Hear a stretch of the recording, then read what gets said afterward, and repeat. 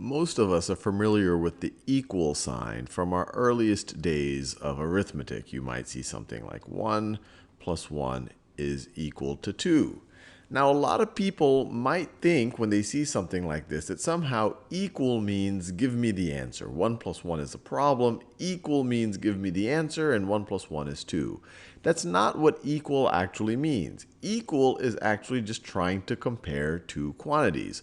When I write 1 plus 1 equals 2, that literally means that what I have on the left-hand side of the equal sign is the exact same quantity as what I have on the right-hand side of the equal sign.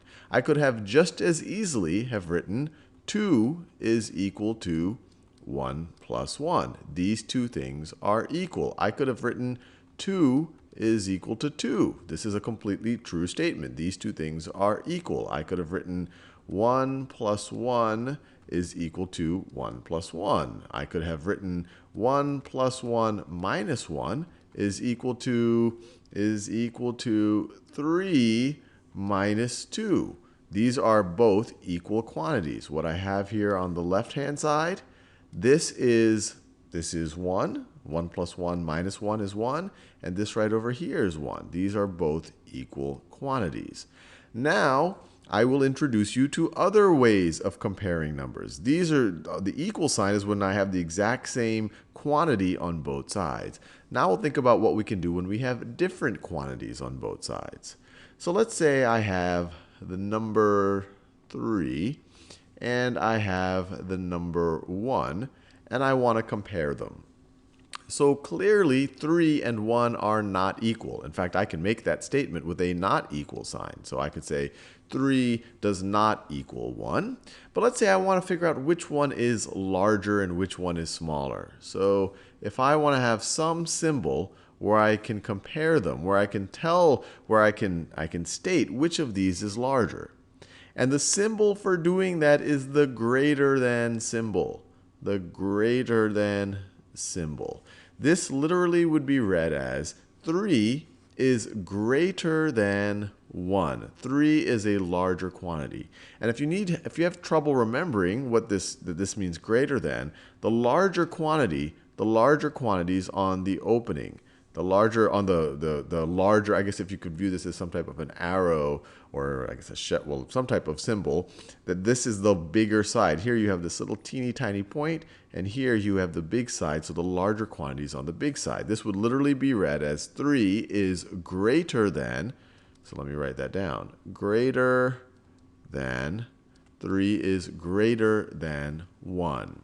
And once again, it just doesn't have to be numbers like this. I could write an expression. I could write 1 plus 1 plus 1 is greater than, let's say, well, just 1 right over there. This is making a comparison. But what if we had things the other way around? What if I wanted to make a comparison between 5 and, let's say, 19? So now the greater than symbol wouldn't apply. It's not true that 5 is greater than 19. I could say that 5 is not equal to 19, so I could still make this statement. But what if I wanted to make a statement about which one is larger and which one is smaller? Well, if in plain English, I would want to say 5 is less than 19. So I would want to say, let me write that down. I want to write 5 is less than, 5 is less than 19. That's what I want to say. And so we just have to think of a mathematical notation for writing is less than. Well, if this is greater than, it makes complete sense that let's just swap it around. Let's make, once again, the point towards the smaller quantity, and the big side of the symbol point to the larger quantity. So here, 5 is a smaller quantity, so I'll make the point there, and 19 is a larger quantity, so I'll make it open like this.